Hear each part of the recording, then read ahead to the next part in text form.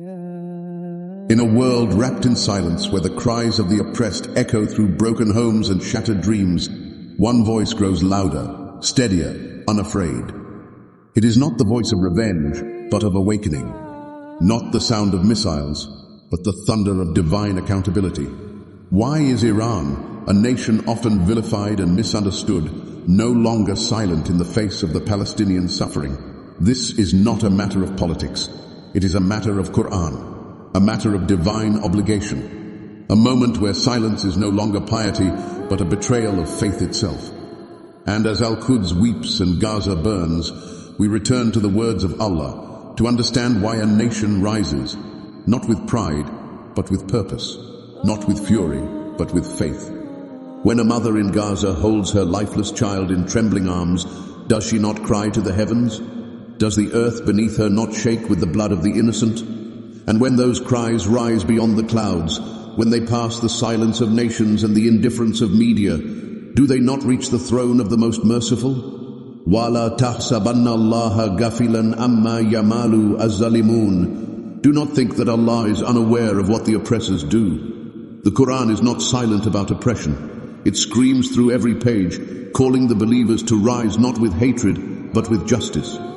For silence in the face of injustice is not neutrality, it is betrayal.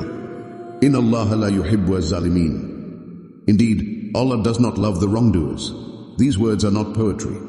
They are not philosophy. They are law, divine law.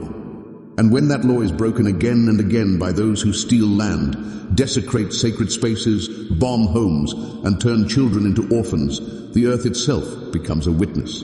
Iran sees what others pretend not to. It hears the wails buried under rubble, and so it speaks. It prepares. It resists, not because of ambition, not because of pride, but because the Qur'an commands the believers to side with the oppressed, to speak truth to tyranny, to never accept humiliation in the face of arrogance. وَمَا لَكُمْ لَتُقَاتِلُونَ فِي سَبِيلِ اللَّهِ وَالْمُسْتَضَعْفِينَ مِنَ الرِّجَالِ وَالنِّسَاءِ وَالْوِلْدَانِ. And what is the matter with you, that you fight not in the cause of Allah, and for the oppressed among men, women and children? The verse in Surah An-Nisa is a dagger to the conscience. It cuts through excuses and diplomatic language. What is the matter with you, O Ummah, that you have forgotten Al-Aqsa, that you have become numb to the screams of your own brothers? Iran, with all its flaws and complexities, hears that divine rebuke, and it answers, not perfectly, but boldly. It refuses to let oppression pass unnoticed, and in doing so, it fulfills a part of the obligation that many in the Ummah have abandoned. But why must a nation rise? Why not just a prayer? Why not just dua in the night? Because the Qur'an teaches us that dua is the soul of action, but not a substitute for it. The Prophet said, "Help your brother whether he is the oppressor or the oppressed." The Sahaba asked, "O Messenger of Allah, we understand helping the oppressed, but how do we help the oppressor?" He replied, "By stopping him from his oppression." What a profound wisdom! To help the oppressor is to resist him, to stop his hand before it causes more ruin. Iran believes it is doing this, standing as a wall against Zionist tyranny. Whether one agrees with the strategy or not, the motive is rooted in Quranic principle, that justice is not optional and standing for the oppressed is fard. So now, when bombs fall on Rafah, when the sound of drones replaces the sound of Adan, and the graves are filled with tiny bodies wrapped in white shrouds, what should a nation of Muslims do? Fold its hands? Whisper condolences? Sign hollow declarations? No. The Qur'an speaks to the soul of nations just as it speaks to the heart of men. La takunu kaladhina nasu allaha fa'ansahum anfusahum. Be not like those who forgot Allah, so He made them forget themselves. When the Ummah forgets justice, it forgets its purpose. And when it forgets its purpose, it begins to rot. Diplomacy becomes cowardice, neutrality becomes hypocrisy, and silence becomes sin. Iran has chosen, rightly or wrongly, to not forget. It has chosen to remember the lessons of Karbala, where silence was the ally of Yazid, where standing up, even with certain defeat, was more noble than survival with compromise. It sees in the rubble of Gaza the same struggle, the same bloodline of resistance, the same call to rise even when the world turns away. And it is here that the Qur'an strikes again. وَلَا تَرْكَانُوا إِلَى الَّذِينَ ظَلَمُوا فَتَمَسَّكُمُ النَّارُ. Do not incline toward the oppressors, lest the fire touch you. The command is clear. Do not lean toward them. Do not validate them. Do not sit with them at tables of false peace while your brothers are buried under concrete. This is not the voice of nationalism. This is the voice of divine outrage. A rage that is controlled by principle, guided by revelation. And while others call for calm while children are murdered, Iran sees the absurdity of a world that demands silence from the victim and civility from the resistor. The Qur'an again and again sides with the one under the boot, not the one wearing it. وَمَنْ يَتَوَلَّاهُمْ مِنْكُمْ فَإِنَّهُ مِنْهُمْ. And whoever allies with them among you, he is one of them. The line is drawn not by geography, but by loyalty. Loyalty to truth, to justice, to Qur'an. We do not raise swords out of vengeance. We do not speak to stir hatred. But when every ayah of Qur'an cries for justice, and every page reminds the believer that Allah stands with the oppressed, how can a nation remain quiet? When the Qur'an says, Kumu lillahi shuhada bil qist, stand firmly for Allah as witnesses in justice, how can leadership mean silence? So Iran speaks, with all the world watching. It speaks in defiance not of people, but of zulm. Its silence was patience. But now, patience gives way to duty, to Quranic obligation. For silence is no longer safety. It is sin. And so, as the skies over Gaza darken and the cries of Palestine rise once again, we return not to politics, but to revelation, not to alliances, but to ayat. And in them, we find not just permission to speak, but the demand to do so. Inna Allah la yuhibbu az-zalimin. Indeed, Allah does not love the oppressors, and the one who knows this must never remain silent again. When a people are struck and struck again, not for what they have done, but for who they are, for what they believe, for the land they will not surrender, and the prayer they refuse to abandon, what then becomes of patience? When the walls of their homes collapse under foreign bombs, when the masjid where they prostrated is stormed with boots and bullets, when their cries echo into a deaf world, what remains? The believer's heart must ask, at what point does silence become betrayal, and at what point does resistance become obedience to Allah? The Qur'an speaks not only of prayer and fasting, but of standing. Standing with truth, standing against oppression, standing for those who cannot stand for themselves. This is not a call to chaos, this is a call to justice. A call rooted in the verses that command the believer to fight, not for dominance, not for pride, but for the preservation of dignity, for the defense of life, for the protection of sacred trust. وَقَاتِلُوا فِي سَبِيلِ اللَّهِ الَّذِينَ يُقَاتِلُونَكُمْ وَلَا تَعْتَدُوا إِنَّ اللَّهَ لَا يُحِبُّ الْمُعْتَدِينَ. Fight in the cause of Allah those who fight you, but do not transgress. Indeed, Allah does not love the transgressors. This verse from Surah Al-Baqarah is not a license for brutality. It is a regulation of resistance, a divine framework for struggle. It draws a line between jihad and injustice, between righteous defense and blind revenge. So when Iran arms itself, when it funds resistance groups, when it speaks the language of readiness and strength, what is the foundation of that action? It is not merely geopolitical strategy. It is a lens shaped by ayat, forged by history and sharpened by centuries of humiliation and betrayal in the Muslim world. The land of Palestine is not only sacred because of the soil, it is sacred because of the blood that refuses to abandon the call to La ilaha illallah. And in that sacred resistance, there is a form of worship rarely understood by the comfortable and often ridiculed by the submissive. Defiance for the sake of Allah. When every avenue of peace is closed, when every door is shut with betrayal, when negotiations only buy time for the next invasion, then standing firm becomes more than strategy. It becomes worship. It becomes ibadah. And Iran, in its worldview, has interpreted its military preparations as part of that sacred obligation. Not because it is flawless, not because its intentions are pure in every aspect, but because the Qur'an calls for izzah, dignity for the believer, and dignity cannot exist alongside humiliation. The Prophet Muhammad, the mercy to mankind, did not shy away from the battlefield when it became necessary. In Uhud, in Khaybar, in Hunain, he stood firm, sword in hand, not out of rage, but out of duty. His tears still flowed in the night for the enemy, but his hand was steady when the oppressed needed defense. وَأَعِدُّ لَهُمْ مَا إِسْتَطَعْتُم مِّن قُوَّةٍ, and prepare against them whatever you are able of power and steeds of war, by which you may terrify the enemy of Allah and your enemy. This is not a verse soaked in aggression. It is a verse soaked in preparedness. It is a divine command that says, do not beg your dignity. Prepare it. Defend it. Iran sees itself as obeying this call. In a world where Muslim lands have been turned into laboratories for occupation, drones, and endless war, Iran has chosen a different path. Not surrender, but readiness. Its resistance is shaped by Quranic ideology. That submission belongs only to Allah and to none other. That humiliation is not the destiny of the Ummah. That even when outnumbered and outgunned, the believer stands tall, because his strength does not lie in weapons, but in his Lord. Some will say, but is war not chaos? Is peace not better? Of course peace is better, but only peace with justice. The Qur'an commands peace, but it condemns humiliation. فَلَا تَهِنُوا وَتَدْعُوا إِلَى السَّلْمِ وَأَنْتُمُ الْأَعْلَوْنَ وَاللَّهُ مَعَكُمْ. So do not weaken and call for peace while you are superior, and Allah is with you. The verse does not discourage peace. It discourages false peace. Peace that is a mask for surrender. Peace that strips the believer of his honor and gives the enemy a sword wrapped in treaties.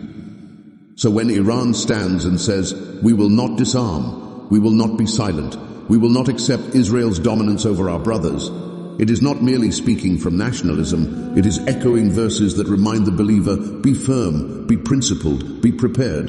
In the Quran, even the angels asked, أَتَجَالُ فِيهَا مَنْ يُفْسِدُ فِيهَا وَيَسْفِكُ الدِّمَاءَ. Will you place upon it one who causes corruption and sheds blood? And Allah responded, إِنِّي أَعْلَمُ مَا لَا تَعْلَمُونَ. Indeed, I know that which you do not know. Bloodshed is not beloved to Allah, but resistance to oppression, when there is no other way, becomes a burden carried not with arrogance, but with the fear of Allah. When children die and nations celebrate their deaths, when homes are flattened and the world turns its face, when even Muslim leaders shake the hand of the oppressor and call it diplomacy, then a hand that rises in defense is not just a hand of rage, but a hand that echoes the words of Allah.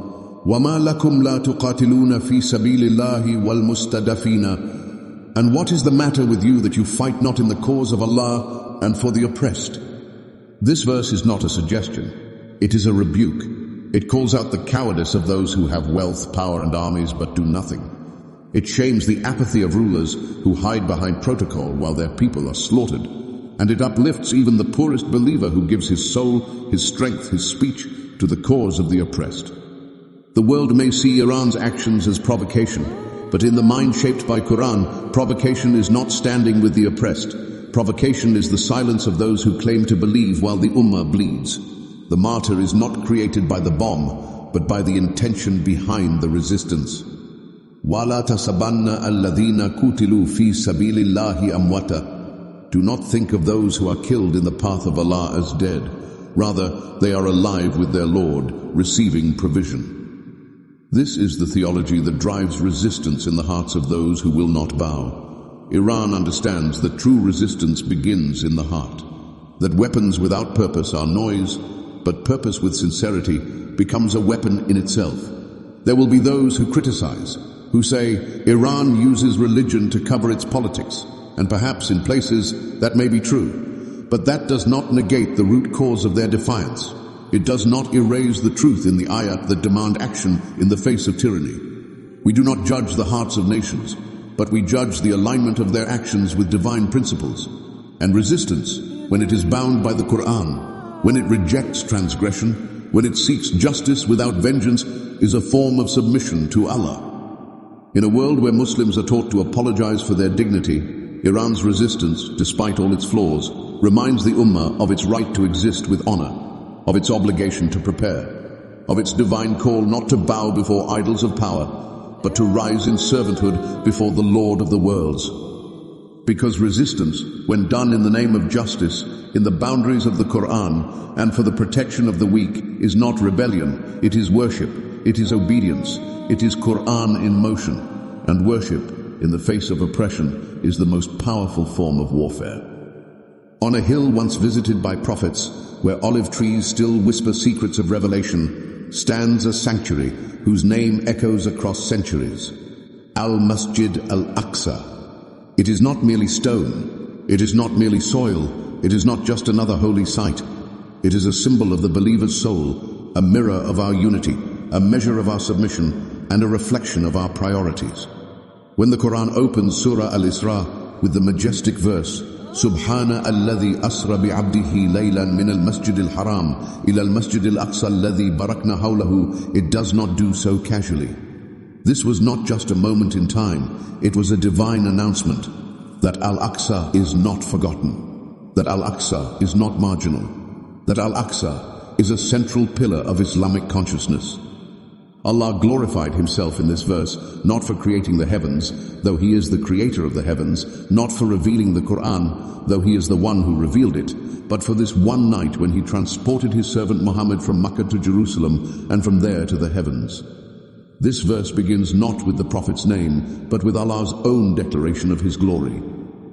And what was the event that earned such divine honor? The connection between two sacred sanctuaries, Makkah and Al-Aqsa. From that moment, Al-Aqsa was not just a Palestinian cause. It was not a regional issue. It was not a national symbol. It became a trust upon the necks of every believer, Arab and non-Arab, Persian and Turk, Indonesian and African. The Ummah that claims to follow the Prophet must see Al-Aqsa as he did, as part of the journey to the heavens, as part of our own spiritual ascent. The Prophet did not ascend to the heavens from the Kaaba. He ascended from Al-Aqsa. The Mi'raj, the journey to the divine, began there. What does that mean for the Ummah? That no journey to Allah is complete without caring for Al-Aqsa. That no spiritual elevation can be claimed if Al-Aqsa is abandoned. That no heart can be whole while its sanctuary is profaned.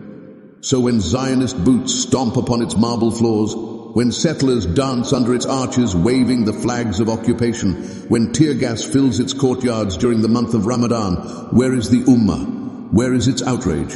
Where is its protection? And what is the value of our worship if we do not guard the place from which our Prophet was lifted into the divine presence? Iran sees this, and Iran responds, not because it owns Al-Aqsa, but because no one owns it except Allah, and no believer has the right to ignore its cries. Iran's leaders, shaped by centuries of Islamic theology, shaped by the pain of Karbala and the memory of betrayal, do not see Al-Aqsa as a footnote of history. They see it as a living trust. And they are not alone. From the poorest student in Qom to the Imam in Mashhad, from the soldier to the scholar, there is a deep understanding that the desecration of Al-Aqsa is not only a crime, it is a wound on the face of the Ummah. And a wound that is ignored eventually becomes infected. It spreads. It weakens. It kills. This is why resistance is not just an act of survival. It is an act of spiritual preservation. It is a refusal to allow the sacred to be defiled. The Quran says, وَمَنْ أَظْلَمُ مِمَّنْ مَنَعَ مَسَاجِدَ اللَّهِ أَنْ يُذْكَرَ فِيهِ اسْمُهُ وَسَاءَ فِي خَرَبِهَا. And who is more unjust than the one who forbids the name of Allah to be mentioned in his mosques and strives toward their destruction? This is not theoretical. This is not poetic. This is what we witness when Al-Aqsa is invaded and the believers inside it are beaten, dragged, and silenced. The Quran answers that question with silence because the answer is so clear. There is no one more unjust. And so, those who resist that injustice, those who stand for the protection of Al-Aqsa, they are not agitators. They are not rebels. They are the guardians of a sacred trust. And Iran, in its current posture, believes itself to be among them. But this is not a matter of missiles and alliances. This is a matter of Qibla. For a time, the first Qibla of Islam was not Makkah. It was Al-Aqsa. The believers turned their faces toward Jerusalem before the command came to turn toward the Kaaba. And Allah could have commanded Makkah from the beginning. But He did not. Why? Because He wanted to root in our hearts the sanctity of this place. Because He wanted the early Muslims to understand, this is not a place you can ignore. This is not a place you can surrender. This is not a place you can allow to be desecrated while you look the other way. Al-Aqsa was the Qibla not only in direction, but in allegiance. To pray toward it was to belong to it. And that belonging does not disappear with political boundaries or sectarian disputes. Whether one lives in Iran or Indonesia, Nigeria or Bosnia, the command is the same. Kumu lillahi shuhada bil qist. Stand for Allah as witnesses in justice. Iran, with its deep Shia scholarship, has always had a unique relationship with the concept of sacred land. For them, Karbala is a site of eternal resistance, and in many ways, Al-Quds has become a modern Karbala, a place where the innocent are slain, where the tyrant stands proud, where the world looks away, and where the believer must choose silence or sacrifice. It is this theological framework that drives Iran's unwavering support for Al-Aqsa. It is not mere politics. It is not opportunism. It is theology. It is Qur'an. It is the echo of Ashura within the walls of Al-Quds. And though they may not always be correct in method, the intention to protect that which Allah has sanctified is rooted in divine guidance. The Prophet said, "Do not undertake a journey except to 3 mosques. This mosque of mine in Medina, the Masjid al-Haram in Makkah, and the Masjid al-Aqsa." And yet how many Muslims travel for luxury, but not for love of Al-Aqsa? How many weep for careers, but not for children killed at its gates? How many write essays on politics, but cannot write a single letter of protest when their sanctuary is burned? Iran is not perfect. No nation is. But in a world that rewards cowardice and punishes truth, even a flawed voice that speaks for Al-Aqsa is more honorable than the loudest silence that ignores it. And perhaps that is what drives their persistence. The awareness that Al-Aqsa is not just under siege from outside. It is under siege from within, from the forgetfulness of the Ummah, from the betrayal of leaders, from the apathy of hearts that no longer tremble at its desecration.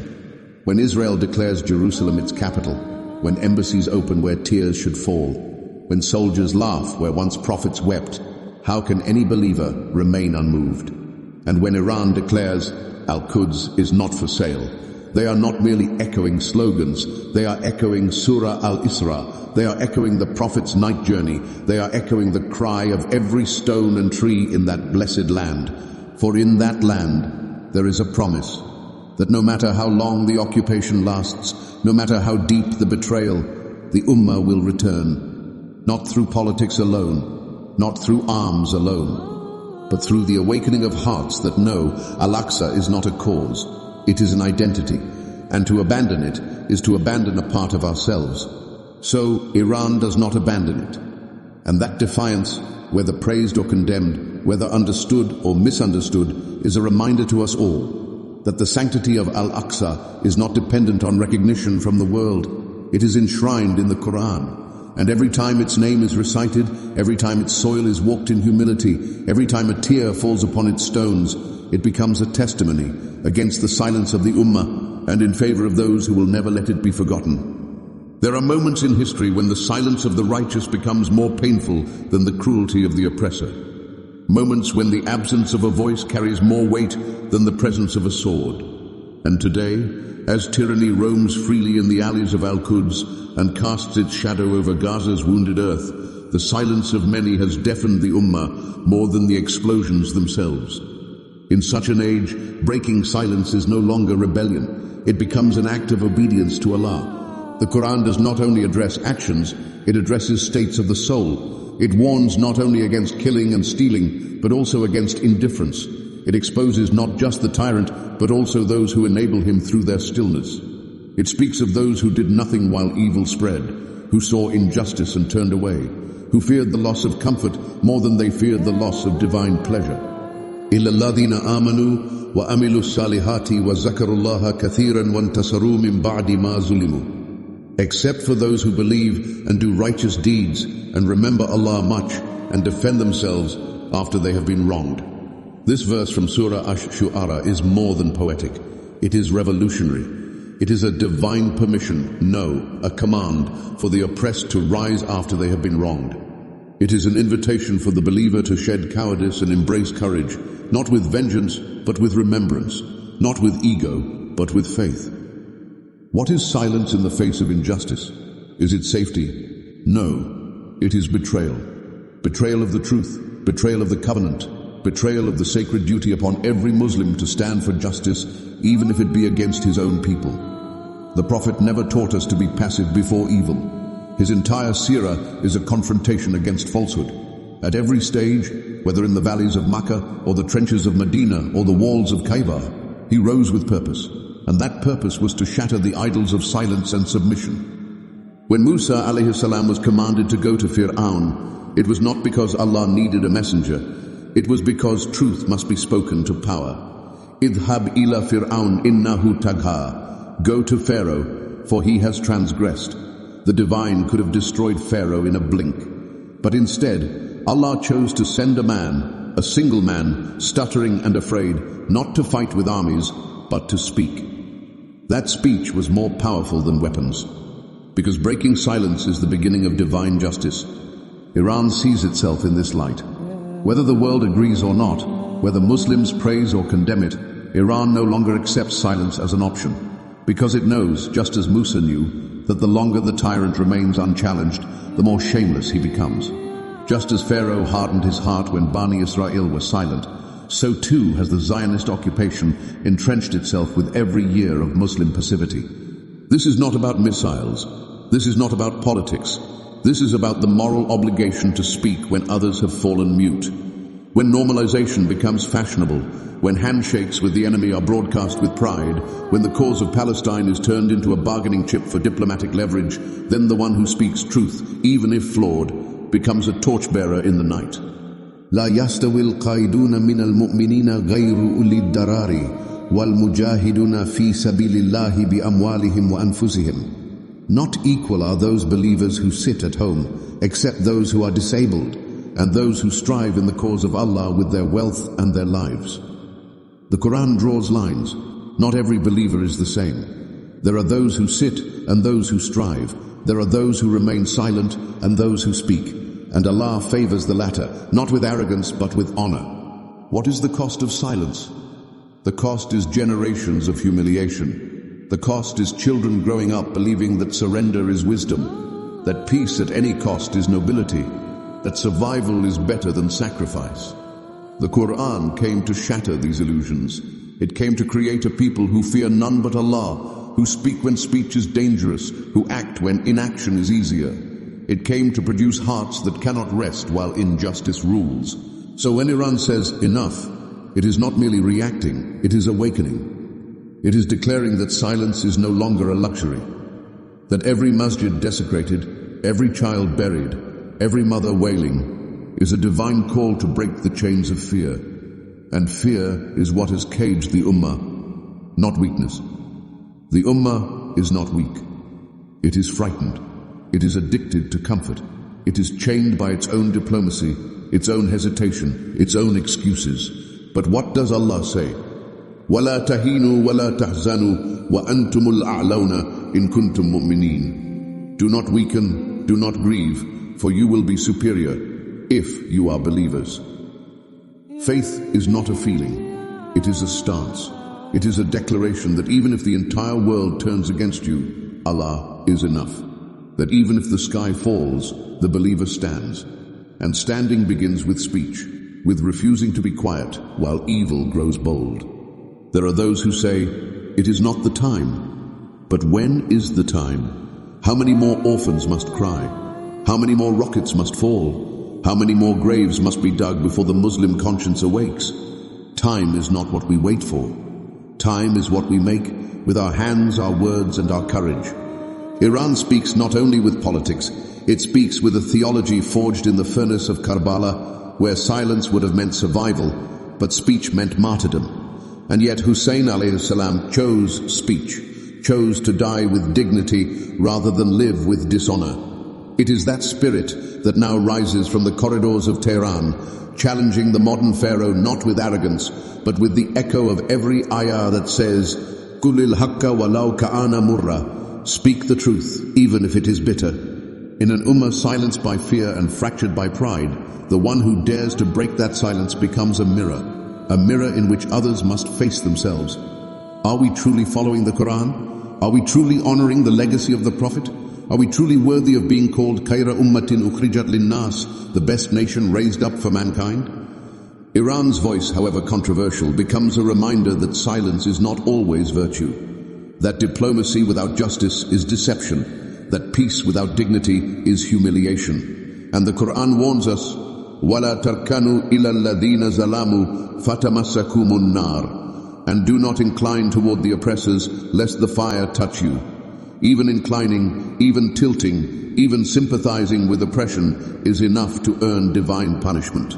So where does that leave the silent? Where does that leave the comfortable?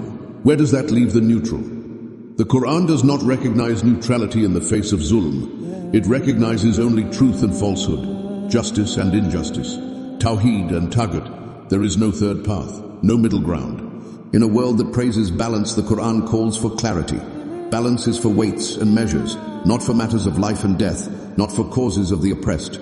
The believer must be clear, even if it costs him his peace, even if it costs him his sleep, even if it costs him his status. Iran's refusal to remain silent is not an invitation to war. It is an invitation to courage, to conscience, to Quranic manhood and womanhood. It is a challenge not just to Israel, but to the hearts of believers everywhere. Will you continue to be silent? Or will you rise, not necessarily with arms, but with words, with prayers, with charity, with support, with unyielding truth? Because when silence becomes the norm, even the weak feel powerful. And when speech returns, the world shakes, not because of its volume, but because of its righteousness. إِلَى الَّذِينَ آمَنُوا وَعَمِلُوا الصَّالِحَاتِ وَذَكَرُوا اللَّهَ كَثِيرًا وَانْتَصَرُوا مِنْ بَعْدِ مَا ظُلِمُوا. These are the ones Allah excludes from blame. These are the ones who rise after oppression. These are the ones who remember Allah not only in seclusion, but in defiance. And these are the ones who make history, not with applause, but with divine pleasure. So Iran rises, it speaks, it breaks the silence, not for glory, not for pride, but because the Quran has no room for quiet complicity in the face of evil. And in doing so, it calls others to remember, the time to speak is not tomorrow, it is now. For every delay is another victory for tyranny, and every voice that rises for truth is one more nail in the coffin of falsehood.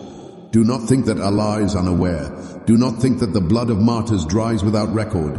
Do not think that the hands that drop bombs and sign away lands are left unchallenged. وَلَا تَحْسَبَنَّ اللَّهَ غَافِلًا أَمَّا يَعْمَلُ الظَّالِمُونَ. And never think that Allah is unaware of what the wrongdoers do. This verse, thunderous in tone, grave in meaning, is not simply a warning, it is a promise. A divine guarantee that every injustice, every crime, every tear shed in silence has been documented by the Lord of the worlds. Nothing is forgotten. And yet tyrants walk the earth with arrogance.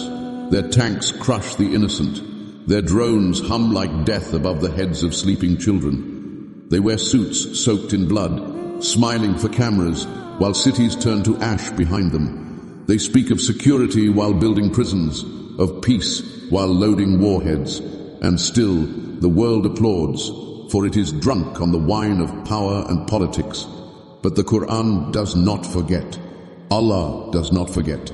The oppressed may be buried, but their cries rise higher than the tallest walls of denial. The day is coming.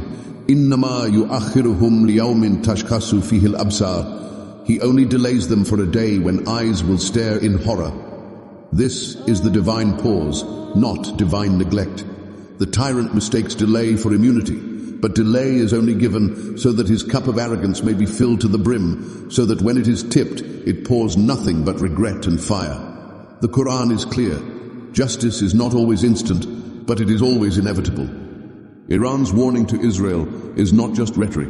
It is not merely political bravado. It is a reminder soaked in revelation. For every time a child is shot for carrying a rock, for every mother who finds her son under rubble, for every masjid stormed by armed soldiers, there is a weight added to the scale, and the scale belongs to none but Allah. He delays, but He does not ignore. He postpones, but He does not abandon. When Israel continues its occupation, demolishing homes with mechanical coldness, building walls not just of concrete but of despair, it does so under the illusion that might makes right.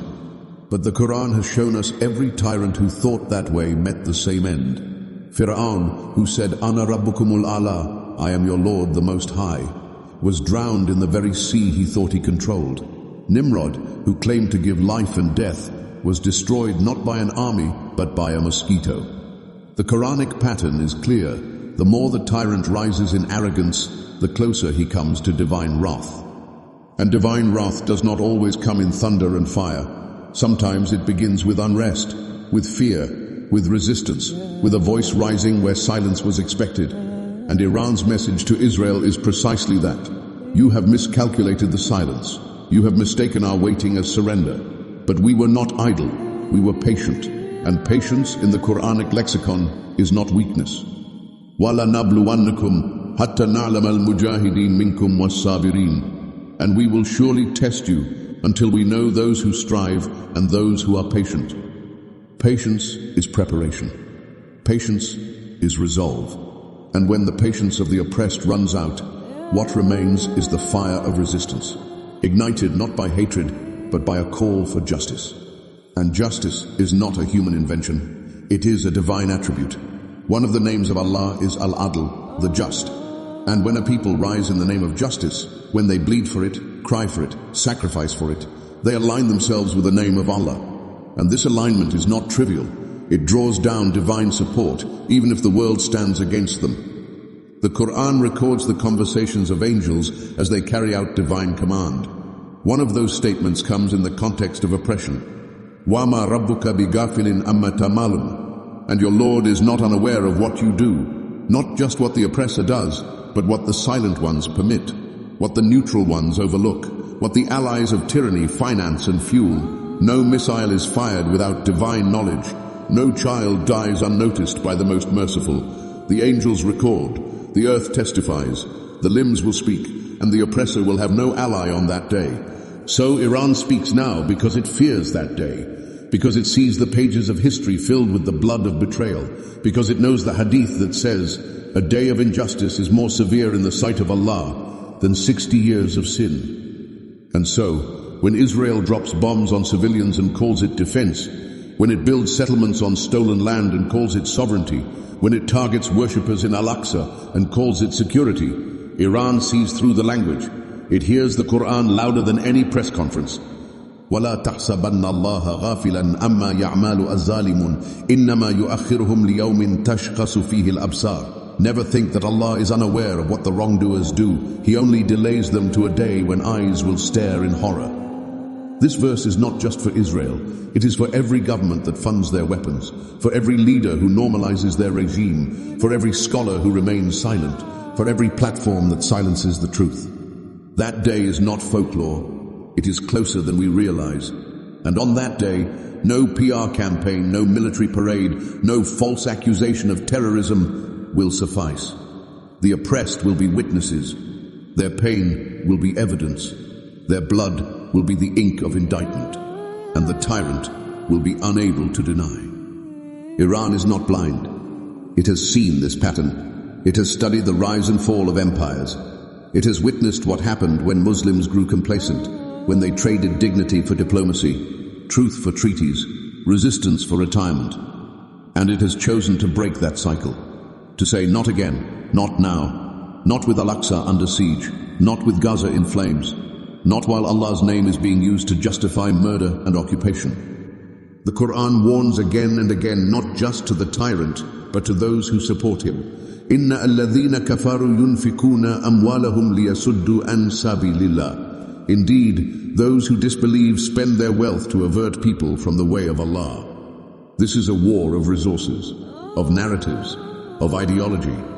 And in that war, Iran is not neutral. It has placed itself clearly on the side of those who resist, who defend, who will not bow. This is not about perfection. It is about position. Where do you stand when Allah asks, where were you when my sanctuary was violated? Where were you when my believers were slaughtered? Where were you when the tyrant laughed and my ummah wept? On that day, the answer cannot be scripted. It must be sincere. It must be proven. And those who stood for justice, even with trembling voices and weak bodies, will be honored, while those who had power but chose comfort will be exposed. Iran's stance, controversial and complex, emerges from this Quranic worldview, that zulm will not be forgotten, that the oppressed will not remain abandoned, and that divine justice is not a myth. It is a storm waiting to be unleashed, a storm that begins with conscience, is powered by courage, and arrives with the command, Kul ja'al haku wa zahakal batil. Say, truth has come and falsehood has perished. Indeed, falsehood by its nature is bound to perish. And when that moment comes, it will not be because of numbers or noise, but because the oppressed believed in a justice greater than the world could offer, a justice promised by the Lord of all worlds. There is a body, and there are its parts. And when one part of the body is wounded, the whole body responds. The Prophet did not simply offer this as a metaphor. He offered it as a divine reality of the Ummah. The believer is not a mere individual, isolated in his home or his country. The believer is part of a living organism, an Ummah that breathes with the Qur'an and beats with the pulse of justice. If the hand bleeds, the eye cannot remain dry. If the heart aches, the limbs must tremble. This is not emotional poetry.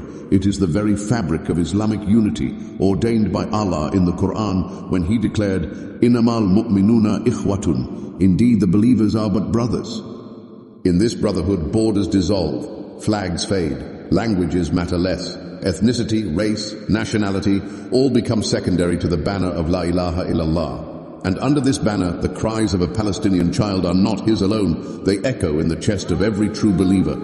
The assault on Al-Aqsa is not local. It is an insult to the entire Ummah. The siege on Gaza is not a distant tragedy.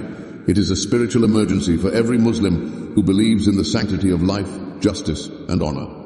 Yet the Ummah has been splintered, divided by colonizers, diluted by secularism, distracted by consumption. It has been told that unity is a dream, that solidarity is dangerous, that standing together invites war. And so many Muslim nations have chosen safety over sacrifice, normalization over dignity. They have shaken hands with those who spit on our sanctuaries, embraced those who massacre our youth, and justified it all in the name of diplomacy. But the Qur'an does not recognize such diplomacy. The Qur'an recognizes izzah, honor. وَلِلَّهِ الْإِزَّةُ وَلِرَسُولِهِ وَلِلْمُؤْمِنِينَ. And to Allah belongs all honor, and to His Messenger, and to the believers. Honor is not given by the United Nations. It is not granted by superpowers. It is not negotiated at peace summits. Honor is gifted by Allah to those who stand firm in faith and sincerity. And today, in the face of global betrayal, Iran sees its stance as a reclamation of that honor, not just for itself, but as a voice echoing the forgotten promise of Muslim unity. In its speeches, in its policies, in its resistance, Iran is saying what many fear to say. We have not forgotten you, O Palestine. We have not abandoned you, O Al-Aqsa. This unity is not dependent on perfection. The Sahaba were not without their disputes, yet their hearts were one. Their Qibla was one. Their purpose was one. They disagreed, but they did not disunite. They differed, but they did not destroy each other. Today, we kill each other over madhab, region, school of thought, language. And the enemy celebrates because he knows, divided, we are manageable. United, we are unstoppable. The Qur'an calls this ummatan wahida, one nation. Not because it erases differences, but because it transcends them. It elevates the soul above trivial identity. It gathers hearts around a divine cause. When Iran supports resistance in Palestine, in Lebanon, in Syria, in Yemen, whether or not one agrees with the strategy, the underlying motive is the same: to remind the Ummah that we are not islands. We are limbs of the same body, that we either stand together or fall alone. The believer is one with the believer in prayer, in charity, in joy, and in grief. If your brother is struck and you do not respond, are you still his brother? If your sister is humiliated and you remain silent, do you still deserve the title mu'min? The Qur'an is not vague. وَمَا لَكُمْ لَا تُقَاتِلُونَ فِي سَبِيلِ اللَّهِ وَالْمُسْتَضْعَفِينَ. And what is wrong with you that you do not fight in the cause of Allah and for the oppressed? What excuse remains after this verse? Wealth, safety, politics? Allah has heard them all, and He has rejected them all. The true believer does not ask, what will I lose by helping? He asks, what will I lose by abandoning? Because the one who deserts his ummah today may be deserted by Allah tomorrow. Iran has taken its stand, not because it is pure, but because it has chosen principle over popularity, conviction over cowardice. It has chosen to feel the pain of the ummah as its own, and in that pain there is faith. But pain alone is not enough. Emotion must be guided by wisdom. Outrage must be directed by revelation. The believer must not only feel, he must act according to the book of Allah and the sunnah of His Messenger. And the first act of unity is to feel again, to feel the Ummah's wounds as your own. From that feeling comes prayer. From that prayer comes action. And from action comes change. Not from governments, but from Allah. The Qur'an promises, Inna Allah la yughayyiru ma bi qawmin hatta yughayyiru ma bi anfusihim. Indeed, Allah does not change the condition of a people until they change what is within themselves. The change begins when we rediscover unity, not as a slogan, but as a command, not as nostalgia, but as strategy, not as weakness, but as strength. And when the Ummah unites in spirit, even before it unites in power, the world will witness the return of dignity, not from the palaces of kings, but from the hearts of the righteous. Now the time comes for a deeper question. What is the path forward? What is the roadmap for a people humiliated, betrayed, and broken? The answer is not in conferences. It is not in hashtags. It is not even in protest alone. The answer is found where it has always been, in sabr and salah, in patience and prayer, in the formula that Allah gave to the earliest believers when they were hunted in the streets of Makkah, when they were tortured in the alleyways, when their only crime was saying, "My Lord is Allah." Ya ayyuha alladhina amanu ista'inu bis-sabri was-salah, inna Allaha ma'a as-sabirin. O you who have believed, seek help through patience and prayer. Indeed, Allah is with the patient, not with the loudest, not with the strongest, not with the wealthiest, with the patient. Iran's stance today, rooted in resistance, must also be accompanied by this sabr, not passivity, but resilience, not withdrawal, but discipline, not delay, but divine trust. Sabr is not to watch without reacting. It is to act with restraint, to endure without collapse, to keep walking even when the path is dark. It is the fuel of the believer and the fire of his soul.